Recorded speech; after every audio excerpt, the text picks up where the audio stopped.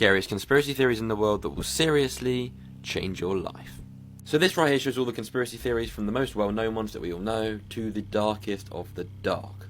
This series we're going to be going from the most well-known ones to the darkest of the dark, which will probably keep you up all night. Having to do the research into all of these is probably going to disturb the hell out of me, but you know, I'm doing it for you guys, so make sure you hit that follow button. Part 1. Let's go. Today we're going to be talking about Area 51, but not how you think. Trust me, this is wild. This guy right here is Bob Lazar. Now, he used to work at Area 51. Now, Area 51 is, of course, one of the biggest conspiracy theories out there. What is it? Why can't we go near there? Is it just a military base? Bob claims he used to work there, reverse engineering alien craft. Now, this right here is his actual drawing of an alien craft. Yeah, crazy, right? This is where it gets mental. Absolutely mental. I think Area 51 is this place, right? According to Bob, this is not where all the crazy stuff happened. It's actually down the road here, in a place called Area S4. Area S4 is located up in the mountains, completely top secret, and nobody knows really what it is until Bob came out about it. Bob claims he would be taken to Area S4, which is an underground facility where he would work on the alien craft. Put the coordinates into Google and look at this place, it's just crazy. The road which leads straight up to it, the road ends right there and then there's just like holes in the ground. So there is definitely something there. What I'm saying is all from Bob. There is literally a documentary about this. I'm pretty sure it's on Netflix, you may have seen it. Let me know what you think because this is crazy. The series is about to get a whole lot crazier, so make sure you hit that follow button. I'll see you in the next one. Craziest coincidences in history. On November 30th, 1825, the legendary writer Mark Twain was born. Twain's birth occurred just 2 weeks after Halley's Comet was visible on Earth. Though Twain is widely known for authoring books such as The Adventures of Tom Sawyer and The Adventures of Huckleberry Finn, he also took a particular interest in Halley's Comet and was fascinated that it was seen just 2 weeks before he was born. A year before the comet returned, Twain was quoted famously as saying, "I came in with Halley's Comet in 1835. It is coming again next year and I expect to go out with it." He went as far as to say it would be the greatest disappointment of his entire life if he did not go out with the comet. Twain ended up passing away on April 21st, 1910, while the comet returned to be seen on April 20th, 1910, just 1 day before Twain passed. So Twain ended up getting his wish. He came in with the comet and he went out with it. But for more. What if history is just repeating itself, and Earth is just an infinite time loop? Everything that has and will happen to us as a civilization has already happened to previous civilizations many times before. But then, there's a big reset, and we're back to the beginning again. What's the point of this, you may ask? Well, it stops us from advancing too much, to the point that we can overpower those that are in control. Just think about the Tartarians, or even the Egyptians. Many of us believe that the buildings and structures built by previous civilizations are too good to be true. So what if the history books that tell us about these civilizations were altered to make us believe that they were less advanced, when in actuality, they were more advanced than us? It sounds crazy, I know, but just imagine. Look how easy it is to erase digital files and recreate scribbles in books. Imagine if the reason for us not being able to find certain scriptures of how things such as the pyramids were built is due to the fact that it was all stored on computers or online databases, thinking that it would be easier for future generations to access, when in reality, it would all just be erased. There are people living inside of the Earth. It's true.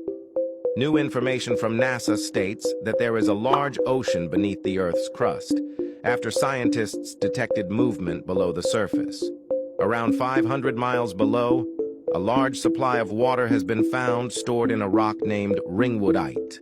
But it gets even crazier.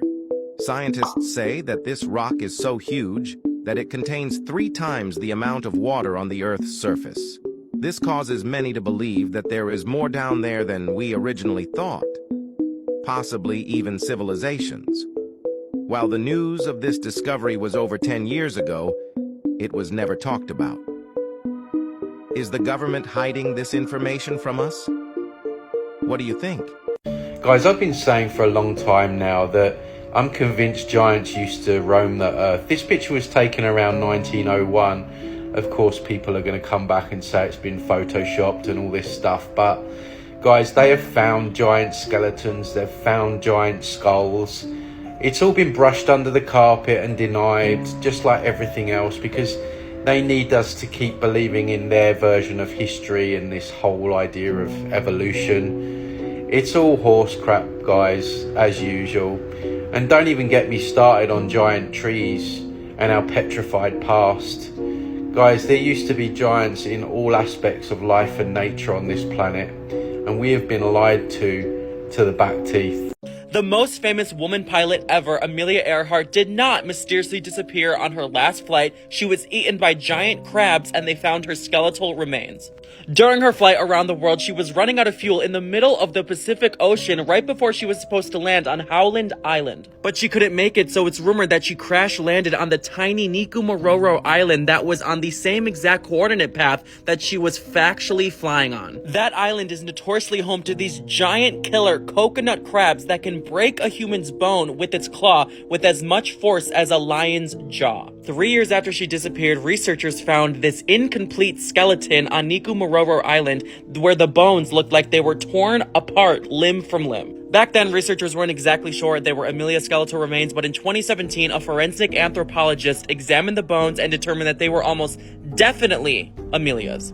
Furthering that, they found an old campfire set up on the beach, a device that helps pilots determine their longitude and latitude, landing gear from a plane sticking out of the water off the shore of the island, and a shoe from the same exact brand that Amelia Earhart was last seen in. I'm gonna show the craziest piece of evidence, but before I do, make sure you follow so you finally know the craziest conspiracy theories about each of these celebrities and requests you want to see next.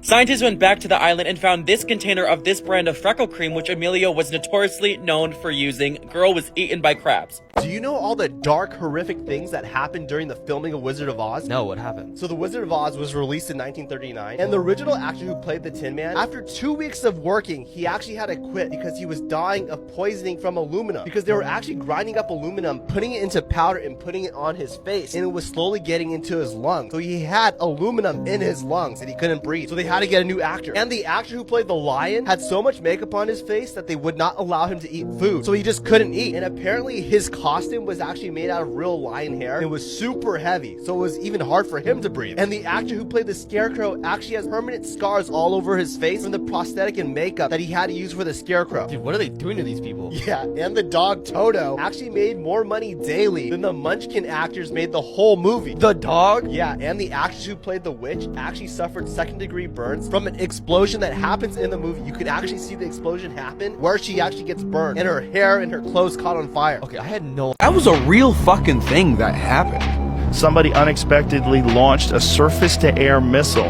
and hit the UFO. It fell to Earth not far away and exploded by flaring up with an extremely bright light.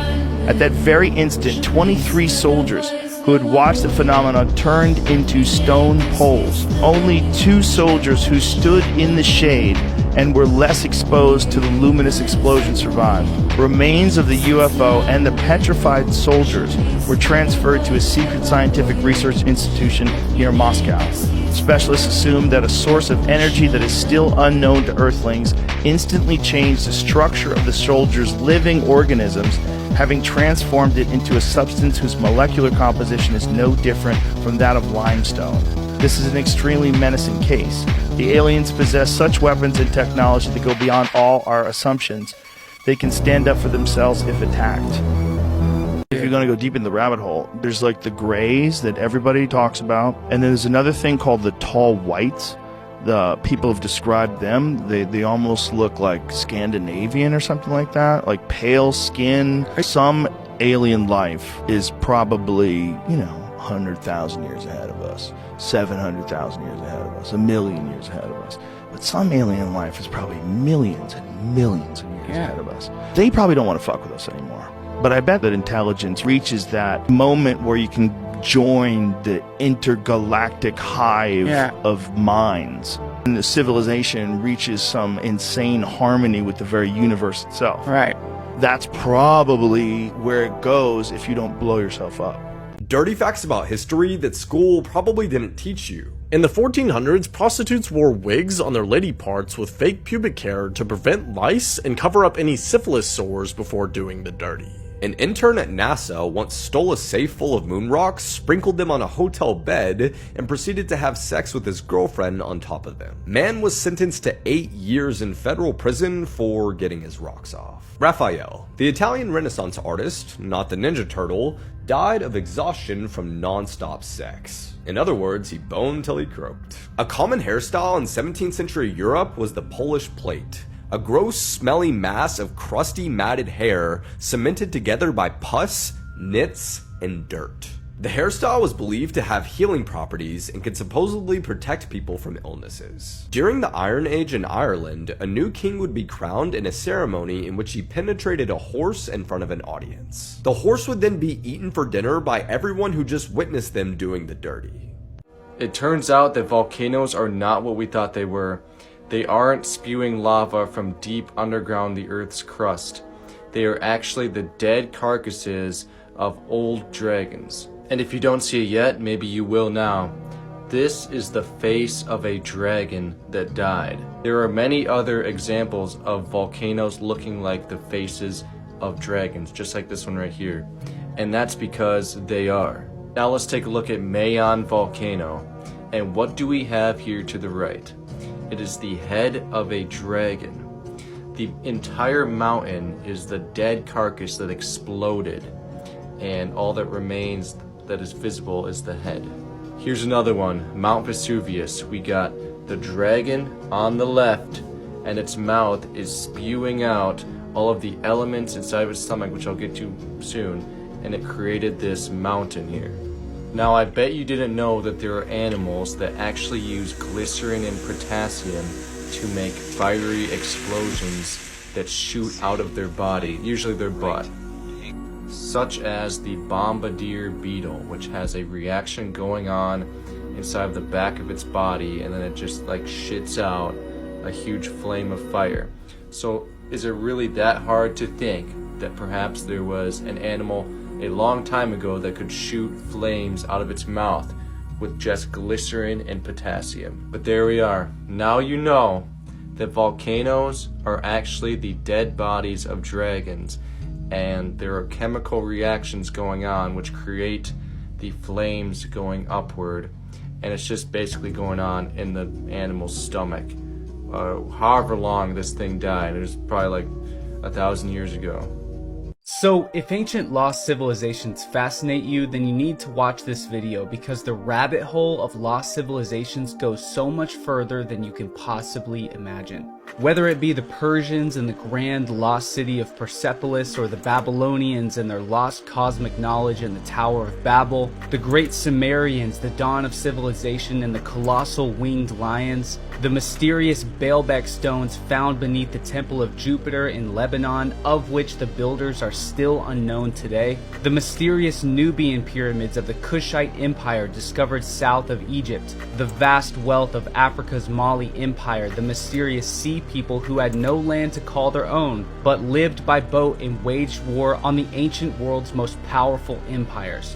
But what about the New World? The colossal 40-ton Olmec heads, enormous ancient cities hiding in the dense jungles of the Yucatan Peninsula, the solid granite temples and lost pyramids of the Chaban and Moche cultures, the sprawling Nazca and Palpa lines, the enormous architecture at Tiahuanaco, the giant earthen pyramids and cities of North America, and so much more.